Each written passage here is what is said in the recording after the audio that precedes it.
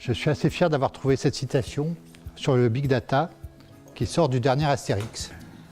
Mais c'est un concept. Alors, le Big Data est un concept récent qui a moins de 20 ans. Le terme est apparu pour trois formes de données. On parle des 3 V, le volume, la vitesse des données à laquelle elles arrivent et à laquelle elles sont produites, etc.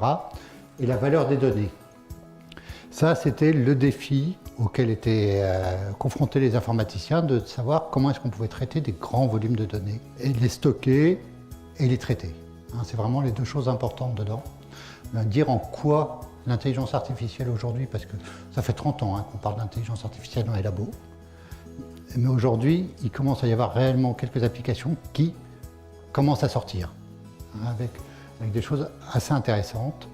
Démonstration de ce qu'on peut faire avec du big data et de l'intelligence artificielle. Je vais vous parler de certains bouts d'intelligence artificielle à différents endroits, à la fois pour comprendre les mesures, à la fois pour reconstruire leur réseau, etc. Donc, dans le côté big data, il y a vraiment ce côté, je veux conserver d'énormes volumes de données, être capable de les traiter et être capable de passer à l'échelle, de suivre la montée. Et donc, souvent, je parle beaucoup plus de scalabilité. Scalabilité, ça veut dire passage à l'échelle. Ça veut dire que je pars de quelque chose de petit, c'est le passage à l'échelle. C'est d'être capable, avec la même solution, de résoudre un petit problème ou un énorme problème distribué sur plein de machines. C'est ce qu'on appelle la scalabilité verticale, c'est-à-dire qu'on ne peut pas, sur une seule ressource, rajouter de la capacité dessus et faire que ça tienne la charge et que ça tienne la réponse, etc. Et les seules façons d'arriver à faire des choses distribuées, la seule façon d'arriver à monter en charge, c'est d'arriver à distribuer les choses. Et sur le stockage, alors ça, c'est pas très... Ce transparent avait un seul intérêt, c'est qu'il montrait que les stockages centralisés coûtaient très cher, alors que des disques très simples coûtaient beaucoup moins cher. Et on arrivait, en les distribuant, à avoir des performances bien mieux. Il faut voir que beaucoup de gens sont partis dans les DSI, etc. Tout le monde a pris ça. C'était vendu par les gros constructeurs, etc. Et les autres étaient vendus par les Chinois pas chers. Mais en fait, on arrive à avoir de bien meilleures performances en distribuant complètement ces données. Mais avant, je vais vous parler de la transaction. Donc, une transaction, ça a besoin d'être à un endroit donné, centralisé, tout le monde au même endroit. On ne peut pas le faire avec les différentes parties qui sont à droite, à gauche. Il faut une sorte de tiers de confiance, mais au moins quelqu'un qui vérifie que l'acheteur, le vendeur, et ça prend un certain temps. Et en fait, pendant très longtemps, toute l'informatique a voulu fonctionner uniquement par transaction. On a fait des bases de données relationnelles, mais qui étaient transactionnelles. On faisait de la transaction entre le client et le serveur, etc. Et en fait, ça pose un problème parce que ça ne passe pas à l'échelle. Tout est centralisé, etc. On peut arriver à faire des systèmes transactionnels où la transaction est sur quelque chose de tout petit, on verrouille pendant un laps de temps, mais on est obligé de verrouiller sur quelque chose de central à un endroit. On n'arrivera jamais à distribuer. Et donc, de ça, on faisait des systèmes qui avaient des problèmes de disponibilité et de performance. Disponibilité parce que, comme ça doit être à un seul endroit, si cet endroit-là n'est pas disponible, il n'y a plus de transaction. Et de performance parce que c'était sur une seule machine et s'il faut passer aux milliards de personnes, ça ne marche pas. Donc en fait, de là est arrivé un système où on a dit, mais en fait, ce n'est pas très important d'avoir une transaction à chaque fois.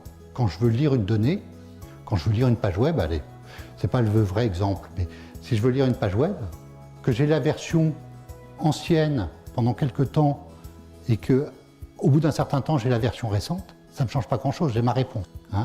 Et donc, en fait, le choix a été fait de faire des systèmes qui étaient à la fois disponibles et performants, plutôt que de faire des systèmes qui étaient cohérents. Donc, voilà les trois sommets du triangle, la cohérence, la disponibilité, availability, et le partition tolerance, c'est le fait de pouvoir accepter une partition réseau. C'est le fait de pouvoir distribuer, en fait, la partition tolérance. Et donc, monsieur Brewer, dans les années 2000, a dit qu'on ne pouvait pas avoir les 3 propriétés valables en même temps sur un système distribué, qu'il fallait en choisir 2.